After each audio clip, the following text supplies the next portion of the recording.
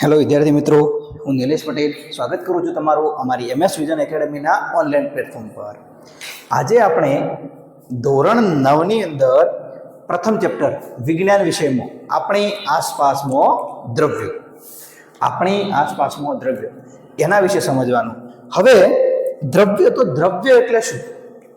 આની અંદર એવું કહ્યું છે કે આપણી આસપાસમાં દ્રવ્ય, તો આ દ્રવ્ય એટલે છે શું? સમજાવું. દ્રવ્ય કોને કહેવાય? તો દ્રવ્યની અંદર યાદ રાખવાનું કે જે વસ્તુ દળ ધરાવે અને કદ ધરાવે, એને શું કહેવાય? દ્રવ્ય કહેવાય. સમજાવો. અત્યારે ડાયરેક્ટ ખબર નહીં પડે, પહેલા આ એક વ્યાખ્યા યાદ રાખો કે જે પદાર્થ અથવા જે પદાર્થ દળ ધરાવે અને કદ ધરાવે તેને દ્રવ્ય કહેવાય છે. યાદ રાખજો. શું કહ્યું? કે જે પદાર્થ દળ અને કદ ધરાવે એને દ્રવ્ય કહેવાય છે. હવે દળ એટલે વજન. આમ રિયલમાં દળ એટલે વજન થતો નથી. વજન અલગ વસ્તુ છે, દળ પણ અલગ વસ્તુ છે. પણ આની અંદર એક સમજવા ખાતર યાદ રાખો કે જેનો પોતાનો અહીંયા ધરતી પર એક વજન હોય, પોતાનો કંઈક દળ હોય, અને જેને પોતાનો કંઈક કદ પણ હોય, એટલે કે જે જગ્યા રોકે છે, જે વસ્તુ જગ્યા રોકે છે એને દ્રવ્ય કહેવાય. જે વસ્તુ દળ અને કદ ધરાવે છે એને દ્રવ્ય કહેવાય છે. ચલો સમજાવું. હવે એમ તમને કહે કે પાણી, શું પાણીને દ્રવ્ય કહેવાય?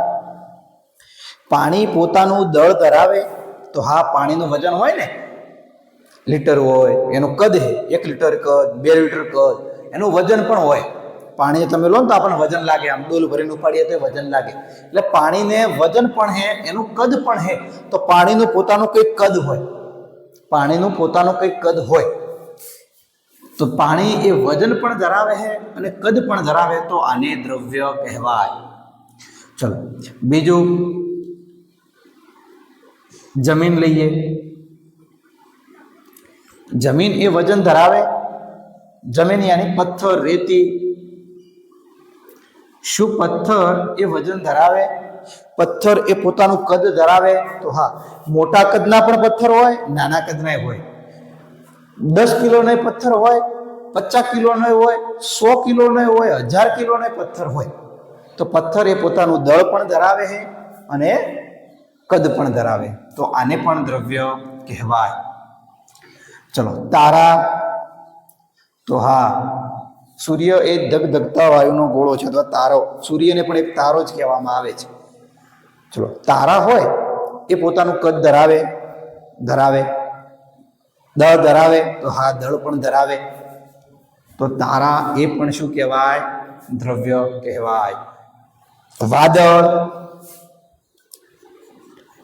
વાદળ પણ પોતાનું કદ ધરાવે, દળ પણ ધરાવે, તો એને પણ દ્રવ્ય કહેવાય. હવા પણ દ્રવ્ય કહેવાય. તો દ્રવ્ય કોને ના કહેવાય? દુનિયાની અંદર, બ્રહ્માંડની અંદર દરેક વસ્તુ જે કોઈ અન્ય પદાર્થની બનેલી છે તો તેને દ્રવ્ય કહેવાય છે. એટલે યાદ રાખી દો, સમજી લો કે દુનિયાની અંદર, આખા સંપૂર્ણ બ્રહ્માંડની અંદર દરેક વસ્તુ દ્રવ્ય કહેવાય. દરેક વસ્તુ એ શું છે? દ્રવ્ય છે. બ્રહ્માંડની દરેક વસ્તુને દ્રવ્ય કહેવાય છે. જે કોઈ અન્ય પદાર્થથી બનેલી હોય એને જ દ્રવ્ય કહેવાય. જેમ કે બ્રહ્માંડની અંદર, આખી દુનિયાની અંદર એક આ પણ વસ્તુ આવે છે, પ્રેમ, માતૃત્વ, વાત્સલ્ય, ધિક્કાર, ઘૃણા. ચલો, પ્રેમ એ પોતાનું દળ કે કદ ધરાવે છે? ના, પ્રેમ એ પોતાનું દળ કે કદ ધરાવતી નથી, માટે પ્રેમને દ્રવ્ય ન કહેવાય. માતૃત્વ, માતાનો પ્રેમ, માતાનું વાત્સલ્ય, શું આપણે એને કહી શકીએ કે માતાનો વાત્સલ્ય કેટલું 10 કિલો હે, 15 કિલો હે, પ્રેમ એ 20 કિલો હે, 30 કિલો હે, કોઈ એનું દળ નહીં, એનું કોઈ કદ નહીં. આપણે એમ પણ ન કહીએ કે પ્રેમ તો આટલો હે, આટલો હે, આટલો હે, એવું કશું કહી શકતા નથી. તો જે વસ્તુને પોતાનું દળ અને કદ ના હોય એ ક્યારેય દ્રવ્ય ન હોય. એટલા માટે કહ્યું કે દળ અને કદ ધરાવતા હોય એને દ્રવ્ય કહેવાય. બ્રહ્માંડની દરેક વસ્તુ દ્રવ્ય હોય કે જે અન્ય કોઈ બી પદાર્થોની બનેલી હોય. વસ્તુ, આ વસ્તુ કહેવાય, આ વસ્તુ ના કહેવાય. હવે ઘૃણા, ધિક્કાર, આ બધું કોઈ વસ્તુનું બનેલું નથી. આની અંદર દળ પણ નથી, આની અંદર કદ પણ નથી, માટે આને દ્રવ્ય કહેવાય નહીં. સમજણ પડી હવે દ્રવ્યમાં? કમ્પ્લીટ. ચલો હવે આગળ અમુક વૈજ્ઞાનિકો હતા આપણા જૂના ભારતના. હવે એ શું કહેતા હતા? એમને દ્રવ્યને 5 ભાગમાં વર્ગીકૃત કર્યું. આપણા જૂના વૈજ્ઞાનિકો,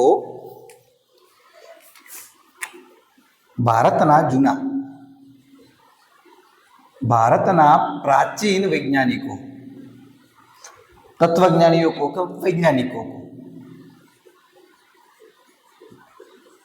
ભારતના પ્રાચીન વૈજ્ઞાનિકો અને ગ્રીકના જૂના વૈજ્ઞાનિકો અને ગ્રીકના પ્રાચીન વૈજ્ઞાનિકો.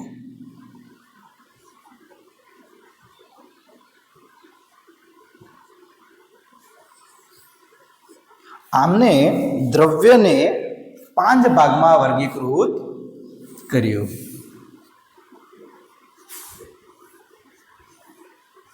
કેટલા ભાગમાં વર્ગીકૃત કર્યું? 5 ભાગમાં. કયા કયા? તો હવા, પાણી, જમીન, આકાશ અને અગ્નિ. આ 5 ભાગમાં એમને વર્ગીકૃત કર્યું. એટલે આને પંચ તત્વો કહેવામાં આવે છે. આપણા ધાર્મિક ગ્રંથોમાં આને કેવા તત્વો કહેવામાં આવે? 5 તત્વો. પહેલા એવું કહેવાતું કે આખી પૃથ્વી પર દરેક જીવ જે પંચ મહાભૂત તત્વોનો બનેલો છે, જે અત્યારે પણ કહેવાય. તો આ પંચ મહાભૂત તત્વો કયા? હવા, પાણી, અગ્નિ, જમીન અને આકાશ. આ 5 તત્વો જૂના વૈજ્ઞાનિકોએ, ભારતના જૂના તત્વજ્ઞાનીઓએ પણ એવું જ કહ્યું હતું કે દ્રવ્ય એ આ 5 તત્વોનું બનેલું છે. યાદ રાખવાનું. હવે ગ્રીક વૈજ્ઞાનિકો, તો ગ્રીક વૈજ્ઞાનિકોએ પણ આ રીતે જ વર્ગીકરણ કર્યું હતું તત્વોનું. દ્રવ્યોનું આ રીતે જ વર્ગીકરણ કર્યું હતું. હવે અત્યારના નવા વૈજ્ઞાનિકો આવ્યા, એટલે અત્યારની અંદર આધુનિક વૈજ્ઞાનિકો. તો આધુનિક વૈજ્ઞાનિકોએ એને 2 રીતે વર્ગીકૃત કર્યું. યાદ રાખજો, પ્રાચીન વૈજ્ઞાનિકોએ એને 5 રીતે પંચ તત્વોમાં વર્ગીકૃત કર્યું હતું, જ્યારે હાલના આધુનિક વૈજ્ઞાનિકોએ આને 2 રીતે વર્ગીકૃત કર્યું. આધુનિક વૈજ્ઞાનિકોએ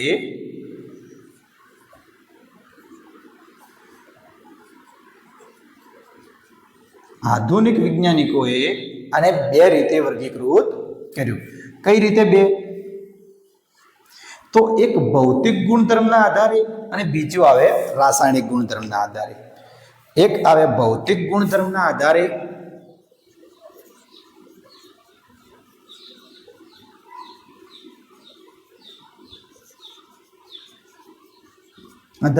અને બીજું આવે રાસાયણિક ગુણધર્મના આધારે. યાદ રાખજો, દ્રવ્ય જે પદાર્થ દળ અને કદ ધરાવે તેને દ્રવ્ય કહેવાય. બીજું, ભારતના પ્રાચીન વૈજ્ઞાનિકો અને ગ્રીક વૈજ્ઞાનિકોએ એમને 5 તત્વોમાં વર્ગીકરણ કર્યું હતું દ્રવ્યનું: હવા, પાણી, આકાશ, જમીન અને અગ્નિ. જ્યારે આધુનિક વૈજ્ઞાનિકોએ આને 2 રીતે વર્ગીકૃત કર્યું, એક ભૌતિક ગુણધર્મના આધારે અને બીજો રાસાયણિક ગુણધર્મના આધારે. આટલા સુધી તમારી પ્રસ્તાવનાની ડિટેલ છે. હવે આની અંદરથી પ્રશ્ન પૂછાય તો કઈ રીતે પૂછાય? કઈ રીતે આની અંદરથી પ્રશ્ન બને? વિચારો તો આની અંદરથી 2 પ્રશ્ન બનતા હોય. એક પ્રશ્ન બને, દ્રવ્ય એટલે શું? ઉદાહરણ આપો. અને બીજો પ્રશ્ન કયો બને? બીજો પ્રશ્ન કયો બને? એક આ પ્રશ્ન બને કે ભારતના પ્રાચીન વૈજ્ઞાનિકો અને આધુનિક વૈજ્ઞાનિકોએ દ્રવ્યને કઈ રીતે વર્ગીકૃત કર્યું? ભારતના પ્રાચીન વૈજ્ઞાનિકો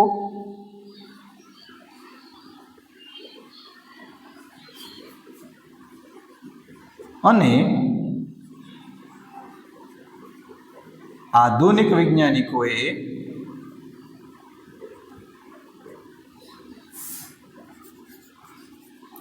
દ્રવ્યને કઈ કઈ રીતે વર્ગીકૃત કર્યું?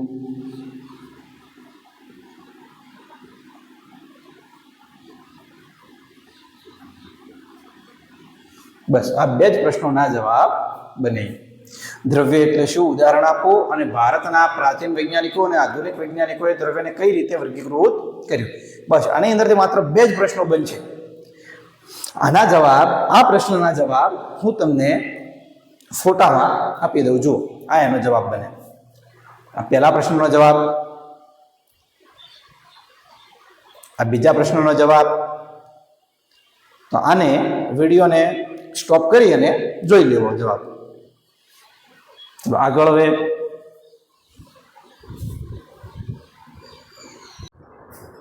ચલો આગળ બીજી થિયરી. હવે આની અંદર શું કહે છે કે દ્રવ્ય એ કણોનું બનેલું છે. આપની ચોપડીની અંદર 1.1ની અંદર દ્રવ્યનો ભૌતિક સ્વભાવ અને પ્રકૃતિ વિશે ટોપિક આપ્યો છે. હવે એની અંદર એક ટોપિક એવો છે 1.1.1 કે દ્રવ્ય એ કણોનું બનેલું છે. હવે આ સાબિત કરવાનું એક પ્રયોગ આપ્યો છે. દ્રવ્ય એ કણોનું બનેલું. આ ચર્ચાઓ પર પહેલા વૈજ્ઞાનિકોના બે જૂથ પડ્યા. બે જૂથની અંદર વૈજ્ઞાનિકોના બે જૂથ પડ્યા. હવે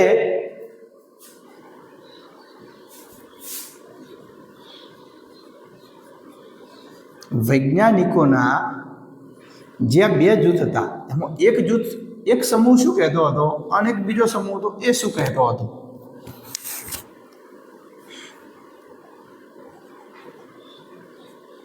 સમૂહ 1 અને બીજો હતો સમૂહ 2. એટલે કે દ્રવ્ય એ શાનું બનેલું છે? આ ચર્ચા ઉપર અલગ અલગ મત ધરાવતા બે જૂથ બન્યા વૈજ્ઞાનિકોના. એમાં એક જૂથ એવું માનતો હતો કે દ્રવ્ય એ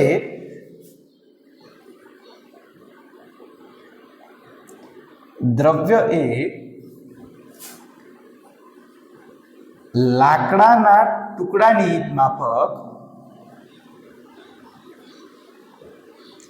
દ્રવ્ય એ લાકડાના ટુકડાની જેમ સતત છે.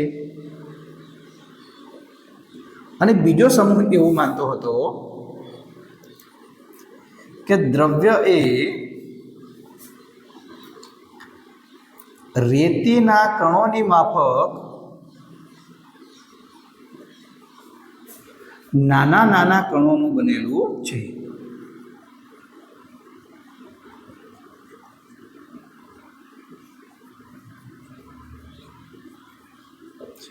વૈજ્ઞાનિકોના અલગ અલગ દ્રવ્ય વિશે મતધારા ધરાવતા બે જૂથ હતા. એમાં અમુક વૈજ્ઞાનિકો એવું માનતા હતા કે દ્રવ્ય એ લાકડાના ટુકડાની જેમ સતત છે. અને બીજો સમૂહ બીજું મત ધરાવતા લોકો એવું માનતા હતા કે દ્રવ્ય એ રેતીના કણોની માફક નાના કણોનું બનેલું છે. ચલો સમજણ પડી આટલા સુધી? ચલો હવે આની અંદર એક પ્રયોગ આવે જેની અંદર એ સાબિત કરવાનું કે દ્રવ્ય એ નાના કણોનું બનેલું છે. દ્રવ્ય એ નાના કણોનું બનેલું છે. ચલો એ સમજીએ. હવે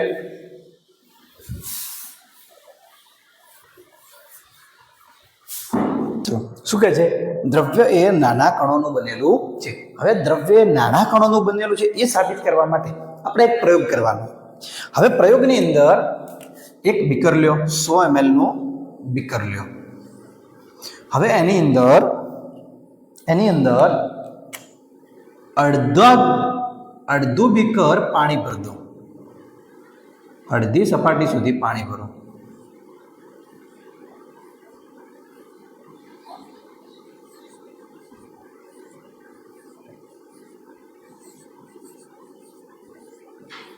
આ પાણીના કણો કોઈ બી ઘનના કણો હોય ને, ઘન વસ્તુ, એના કણો આ રીતે જોડાયેલા હોય, એકબીજા સાથે ઘટ્ટ રીતે જોડાયેલા હોય.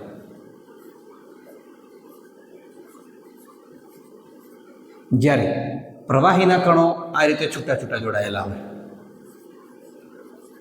વાયુના કણો આ રીતે જોડાયેલા હોય. આમ દરેક દ્રવ્યોની અંદર આપણે એવું શું કહે છે કે દરેક વસ્તુ છે કે નાના નાના પદાર્થનો બનેલો છે, જે દળ અને કદ ધરાવે છે, જેને દ્રવ્ય કહેવાય. અને દરેક વસ્તુ નાના નાના કણોની બનેલી છે. તો આ પાણીનો એક કણ છે, પાણીનો એક કણ, 2, 3 એવા પાણીના કણ H2O ભેગા થઈને પાણી બને. તો આ પાણીનો કણ છે. હવે આની અંદર શું કરવાનું, અહીંયા એક 100 ml નું બીકર લેવાનું, એની અંદર અડધું ગ્લાસ જેટલું પાણી ભરવાનું, અને પાણીની અંદર ખાંડ અથવા મીઠું નાખવાનું, 1 ચમચી જેટલું ખાંડ અથવા મીઠું નાખવાનું. તો આપણે અંદર આટલા સુધી પાણી ભરેલું હતું, એની અંદર તમે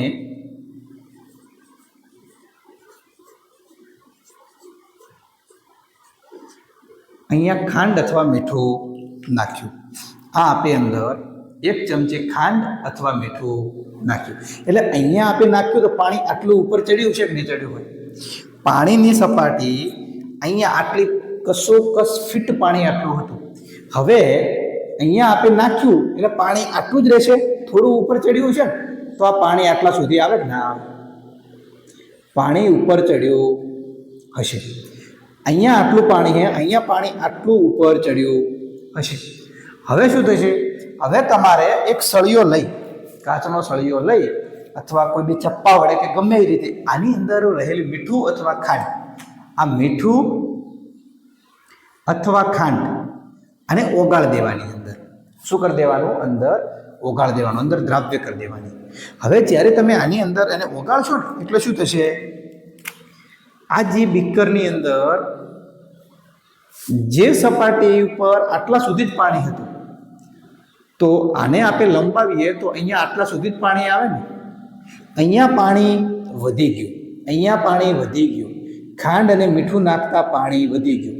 હવે પાણી કેટલું થઈ જશે? અંદર ઓગાળ દેશો એટલે પાણી પોતાની સપાટી પકડી લેશે, જે હતી પહેલાં એ જ સપાટી પર આવી જશે.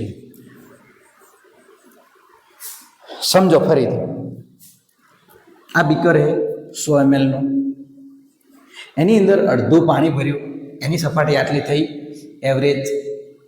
હવે આની અંદર તમે ખાંડ કે મીઠું નાખ્યું, ખાંડ અથવા મીઠું નાખ્યું, ખાંડ અથવા મીઠું નાખ્યું એટલે બીકર કેવું થઈ ગયું?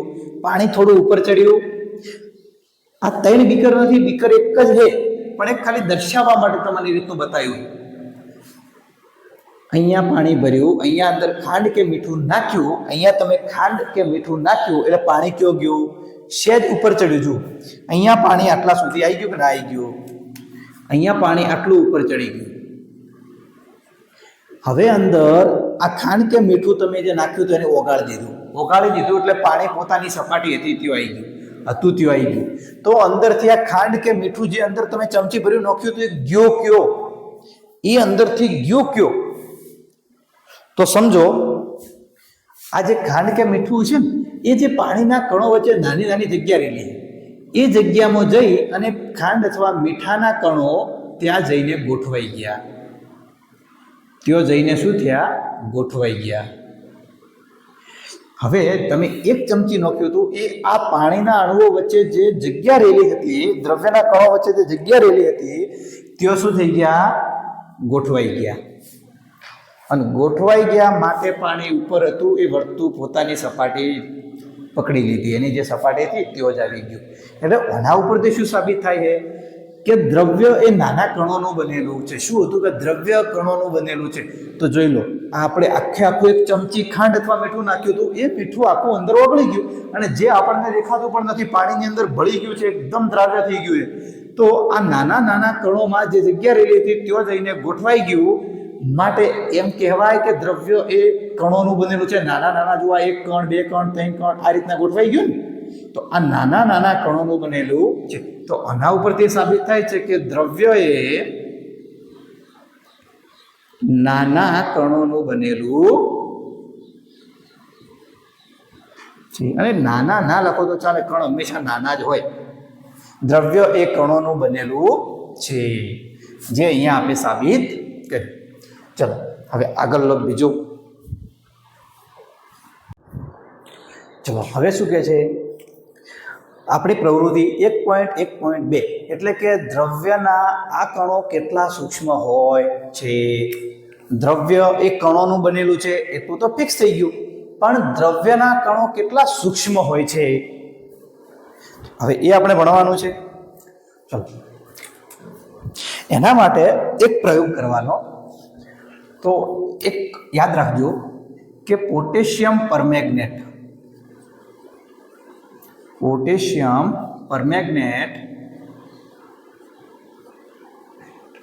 એની સંજ્ઞા આવે, એનો રાસાયણિક અણુસૂત્ર આવે KMnO4.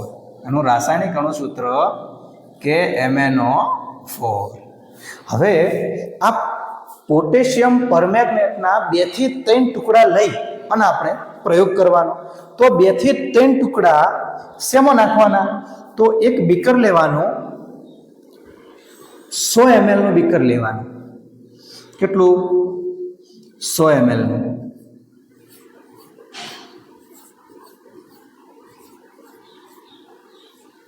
હવે આ 100 ml ના બીકરમાં પાણી ભરવાનું. 100 ml ના બીકરની અંદર કમ્પ્લીટ 100 ml પાણી ભરવાનું. આની અંદર 100 ml નું બીકર લઈ એની અંદર H2O એટલે પાણી 100 ml પાણી ભરી દેવું. 100 ml નું પાણી ભર્યા પછી આની અંદર પોટેશિયમ પરમેંગનેટના 2 થી 3 ટુકડા નાખવાના. આ 1, આ 2 અને આ 3. આ 3 નાના ટુકડા આપણે નાખ્યા.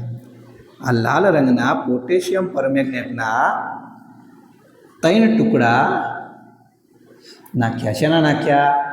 KMnO4 ના, એટલે કે પોટેશિયમ પરમેંગનેટના આપણે 3 ટુકડા નાખ્યા. 2 થી 3 ટુકડા નાખવાના.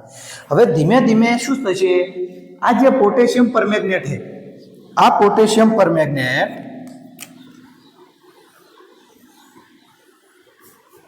આ 100 ml નું જ બીકર છે. ફક્ત તમને દેખાય એટલા માટે જ વધાર્યું છે, બાકી બીકર 100 ml નું જ. આ એ જ બીકર છે જેને મોટું દોરી રહ્યું હોય. આ પાણીના કણો છે, પાણીના કણો. હવે આ પાણીના કણોની અંદર આ જે પોટેશિયમ પરમેંગનેટ અંદર આપણે નાખ્યું છે, એક બીકર છે, બીકરની અંદર પાણી લીધું, પાણીની અંદર 2 થી 3 ટુકડા પોટેશિયમ પરમેંગનેટના નાખ્યા અને હવે અંદર તે ઓગળી જશે. શું થશે? અંદર ઓગળી જશે. ઓગળી જશે ને એટલે ધીમે ધીમે ધીમે ધીમે આખા બીકરની અંદર લાલ રંગ થઈ જશે. આ લાલ રંગના હોવાથી આખા બીકરની અંદર હવે લાલ રંગ થઈ જશે. એટલે અહીંયા આવશે, અહીંયા આ બધી જગ્યાએ એના પોટેશિયમ પરમેંગનેટના કણો ગોઠવાઈ જશે. એટલે જે પાણી, ચોખ્ખું પાણી હતું આપણી પાસે, એ પાણી કેવું થઈ ગયું? હવે આપણને લાલ રંગનું પાણી દેખાશે. કેવું દેખાશે? લાલ રંગનું. આખું પાણી લાલ રંગનું થઈ જશે. હવે શું થશે? એક બીજો પ્રયોગ આપણે કરવાનો. એક બીજું બીકર લેવાનું, આટલું જ બીજું આટલું જ બીકર લેવાનું, 100 ml નું જ. આની અંદર 90 ml પાણી ભરવાનું. કેટલું ભરવાનું? 90 ml. એટલે આપણે આ 90 ml પાણી ભર્યું.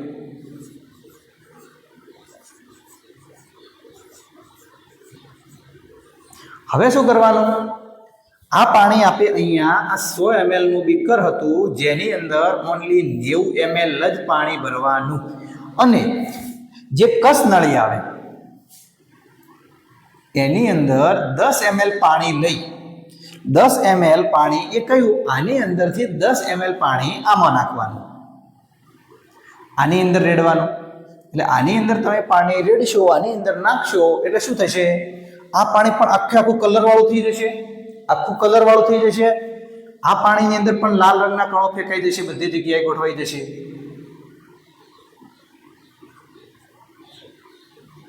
પણ જેટલું ઘાટું અહીંયા પાણી હતું, આ આખું પાણી લાલ રંગનું થઈ જશે, કારણ કે અહીંયા 3 ટુકડા નાખ્યા હતા. હવે જેટલું પાણી આ લાલ રંગનું શું એટલું પાણી આ રહેશે લાલ રંગનું? તો ના, આ થોડું ઓછું હશે, કારણ કે આની અંદરથી 10 ml પાણી આમાં નાખ્યું. આ ચોખ્ખું પાણી હતું, શુદ્ધ પાણી હતું. એની અંદર આપણે 10 ml આ પાણી નાખ્યું, રંગીન પાણી નાખ્યું. ફરીથી આવો જ પ્રયોગ કરવાનો. 100 ml નું બીકર લેવાનું, એની અંદર આ પાણી ભરેલું 90 ml પાણી ભરવાનું, 90 ml પાણી ભરવાનું. આ પાણીના અણુઓ છે. હવે ફરીથી બાજુના બીકર જે રંગીન પાણી છે, આ 90 ml પાણી આપણે શુદ્ધ પાણી લીધું. આની અંદર આપણે 90 ml શુદ્ધ પાણી લીધું, ચોખ્ખું પાણી જ લેવાનું. અહીંયા ચોખ્ખું પાણી આપણે 90 ml લીધું હતું, અહીંયા ચોખ્ખું લીધું હતું, અહીંયા ચોખ્ખું લીધું હતું, અને અંદર પોટેશિયમ પરમેંગનેટના ટુકડા નાખ્યા હતા. હવે આની અંદરથી ફરીથી 10 ml નું પાણી લઈ, આની અંદર ફરીથી આ 90 ml હતું, આની અંદર ફરીથી 10 ml નું આની અંદરથી પાણી લઈ અને આની અંદર આપણે પાણી નાખ્યું. એટલે શું થશે? જેટલો ઘાટો કલર અહીંયા હતો એનાથી અહીંયા ઓછો આવશે, કારણ કે આની અંદર આપણે 90 ml જ લીધું અને 10 ml ઓમાં નાખ્યું. એટલે પાણીના ધીમે ધીમે બધી જગ્યાએ પાણીના અણુઓ ગોઠવાઈ ગયા, એટલે આછો કલર પકડશે, પ્યોર આવો લાલ કલર નહીં પકડે. હવે અહીંયા આમાંથી 10 ml લઈને આમાં નાખ્યું, એટલે શું થશે? જેટલો કલર આમાં છે એટલો આમાં કલર આવશે નહીં, પણ દરેક જગ્યાએ નાના અણુઓ ગોઠવાયેલા હશે. દરેક જગ્યાએ નાના અણુઓ ગોઠવાયેલા હશે. જેટલા અણુઓ અહીંયા હતા એટલા અણુઓ અહીંયા નથી આવ્યા. અહીંયા 100 ml હતા, એમાંથી ખાલી 10 ml જ અણુઓ અહીંયા આવ્યા. અહીંયા 100 ml અણુઓ હતા, એનાય 10 ml અણુઓ અહીંયા આવ્યા. પણ શું એવું ક્યારેય થશે કે ફક્ત આટલો જ ભાગ પાણીમાં લાલ હોય અને બીજું પાણી ચોખ્ખું હોય? એવું તો શક્ય નહીં, કારણ કે આપણા દ્રવ્યના કણો એટલા નાના સૂક્ષ્મ છે કે તમે ગમે એટલું અંદર રેડશો ને તો એ દરેક ભાગની અંદર પાણીના દરેક ભાગમાં જતા રહેશે. કોઈ બી સહી હોય ને, સહી લાલ રંગની સહી, આપણે તમે થોડી શક્કર પાણીમાં રેડો તો એ સહી આખા પાણીમાં ફેલાઈ જશે. તમે કોઈ બી પાણીની અંદર વસ્તુ ફેંકો, મીઠું ઓગાળશો ને, મીઠું તો પણ એ આખા પાણીમાં થઈ જશે. કારણ કે પાણીને ઉપરથી પીશો ને પાણી, ચલો ગ્લાસની અંદર મીઠું ઓગાળ્યું, તમે ઉપરથી ચમચી વડે પાણી ચાખશો તો પણ મીઠું જશે, નીચેથી પાણી કાઢશો તો પણ અંદર મીઠાના એટલા જ કણો આવશે, એટલી જ ખારાશ હશે અંદર. એ જ રીતે કે દરેક જગ્યાએ પાણીમાં દરેક કણ ઓગળશે અથવા અંદર ભળશે તો એ પાણીના અણુઓની વચ્ચે જે જગ્યા છે એની જગ્યામાં ગોઠવાઈ જ જશે. પહેલા કણ અહીંયા આટલો મોટો હતો, હવે અહીંયા આટલો થઈ ગયો, અને હવે અહીંયા આટલો થઈ ગયો, હવે એનાથી પણ નાનો થઈ ગયો. પણ પાણીના દરેક જગ્યાએ સતત પાણીમાં કણો ફેલાતા રહે છે, કોઈ એક જગ્યાએ ભેગા થતા નથી. તો આ શું સાબિત થાય છે કે પોટેશિયમ પરમેંગનેટનો આપણે એક ચોખ્ખું પાણી હતું 100 ml નું, એની અંદર 3 ટુકડા નાખ્યા, એ અંદર ઓગળી ગયા અને આખા પાણીમાં થઈ ગયા. હવે શું થયું? આ પાણીમાંથી બીજું એક પાણી લીધું, એ પાણીમાં ખાલી થોડું એક ચમચી ઉપર 2-3 ચમચી જેટલું પાણી આમાં નાખ્યું, તો આની અંદર પણ બધી જગ્યાએ ફેલાઈ ગયા. પણ આના જેટલો લાલ રંગ હતો, શું એટલો આમો રંગ હશે? તો ના હોય, એનાથી આછો હોય. ધીમે ધીમે આમાં આછો હોય, ફરીથી આગળ બીકરમાં લેશો તો આછો હોય. એક સમય એવો હશે કે પાણી ચોખ્ખું થઈ જશે, પણ એની અંદર નોર્મલ એના સાવ નાના કણો હશે તો ખરી. હવે આવી જ રીતે એક બીજું આવે કે ડેટોલ. આપણે જે ઘરે ડેટોલ સાબુ હોય ને, એનું ખાલી 2 ml નું ડેટોલનો સાબુ થોડો ઓગાળી, હાથે આમ વગેરે લગાવી અને ઓગાળીને થોડો અંદર નાખી દેશો ને, અને જે સ્મેલ આવે એ પહેલા બીકરમાં તમારે સ્મેલ લેવાની, પછી કોઈ બીજા બીકરમાં નાખવાનું, અને પછી સ્મેલ લેવાની, ત્રીજા બીકરમાં લેવાની, એમ છેલ્લે તમે એવા 10 બીકર બદલી દેશો, 20 બીકર બદલી દેશો, છતાંય તમને પાણીની અંદર ડેટોલની સ્મેલ આવશે. જે દેખાતું નહીં હોય, એકદમ ચોખ્ખું પાણી થઈ ગયું છે, પણ અંદર સ્મેલ જશે. અને એ શું બતાવે છે કે ડેટોલના પહેલા મોટો કણ હતો એ અંદર ઓગળી ગયો, થોડો નાનો કણ બન્યો હશે, પછી એનાથી નાનો બન્યો હશે.